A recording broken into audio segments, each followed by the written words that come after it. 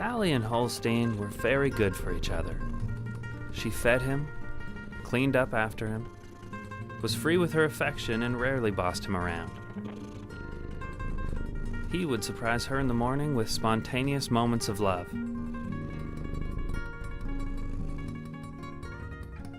It had been this way almost since Sally had first arrived in the city. This was her first apartment, her first big independent move.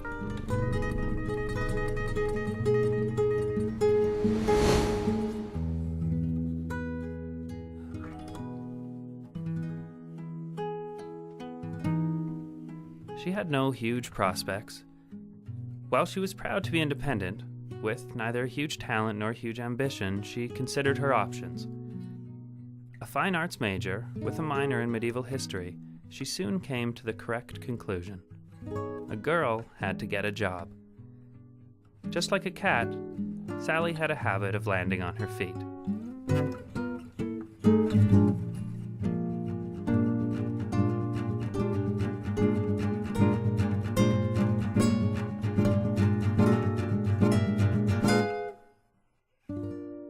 Now she had a job. A respectable job in an art gallery, a place of her own, a TV, and her first piece of art. But she knew something was missing. She wanted to share all these wonderful things with someone. She hadn't dated all that much.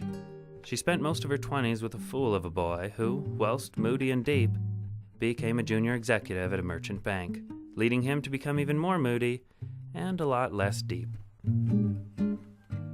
So Sally thought she'd try the internet.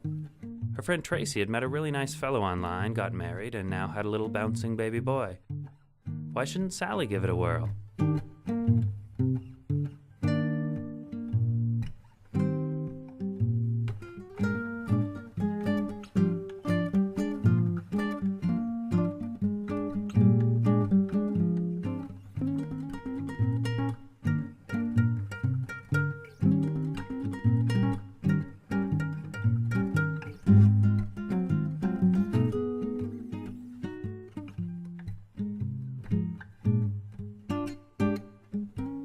After a series of cyberspace letdowns, Sally decided she would adopt a furry friend.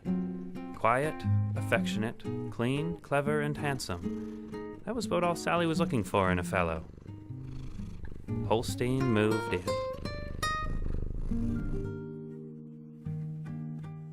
One day, Sally was sitting in the gallery waiting for someone to come in and buy a piece of art. She was reading about Jessica Simpson and Angelina Jolie and reasoning that if she had a personal trainer, she too could look like that. Secretly happy that even Jude Law turned out to be a jerk, she felt better about her love life today. It seemed it wasn't her after all. It was men. Suddenly, someone did walk in and buy a piece of art. A fellow that, whilst at the same time was obnoxious, was also manly and appealing. He paid for the painting, he asked for her number, and, putting aside her doubts about Jude Law and the male species, Sally handed it over.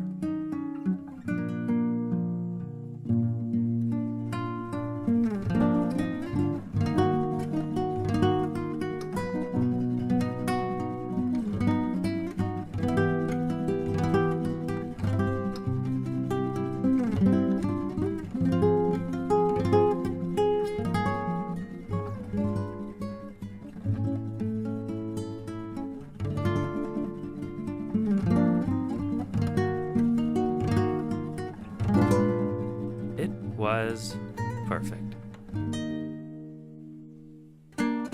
He showered her with gifts. She showered him with her undivided attention. There was only one problem. Brian, that was the fellow's name, was allergic to cats. Holstein had watched the relationship of Sally and Brian unfold at a distance. Well, Brian was obviously a twit. Sally would get over this one. Holstein wasn't the jealous type. He genuinely wanted the best for Sally, and this Brian fellow was certainly not the best for Sally.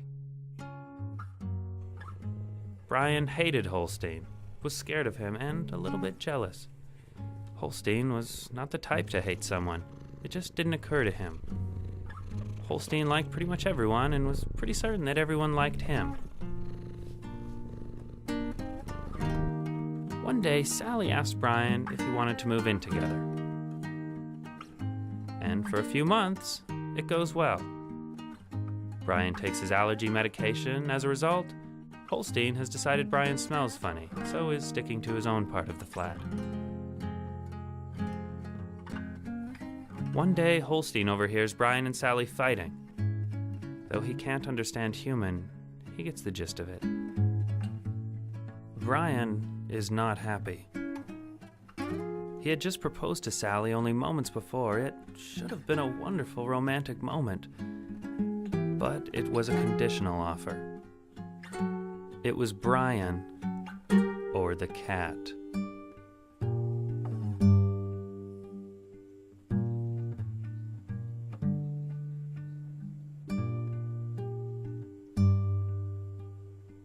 Love is a madness, ladies and gentlemen. It drives you to crazy things. She didn't even entertain the notion of putting poor Holstein in another newspaper ad. She couldn't bear thinking of Holstein in the arms of another. She would have to have him put down.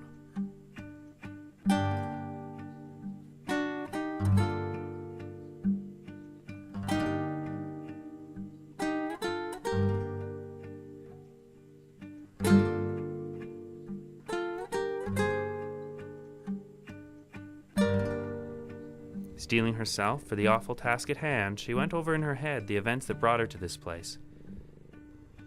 Suddenly, she saw Brian for the twit he really was.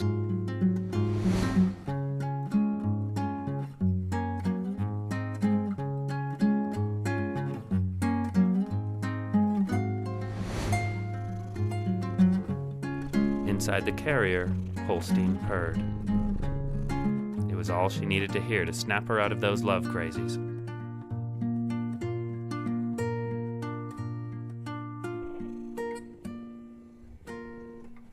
She sat there, reaching resolution. A girl knew what she needed to do. Brian's little twit ass would have to be kicked to the curb. She was suddenly startled from this reverie by a knock on the car window. It was the veterinary doctor himself.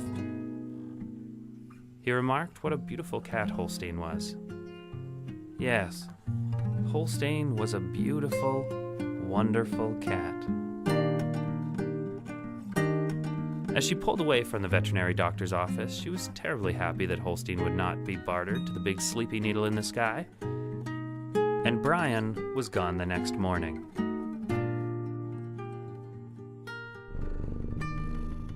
Yes, things were as they should be.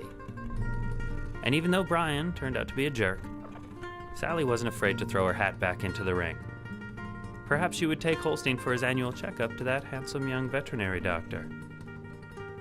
But for Holstein, things were as they should be, and as they would always be. Yes, Sally and Holstein were very good for each other. Very, very good.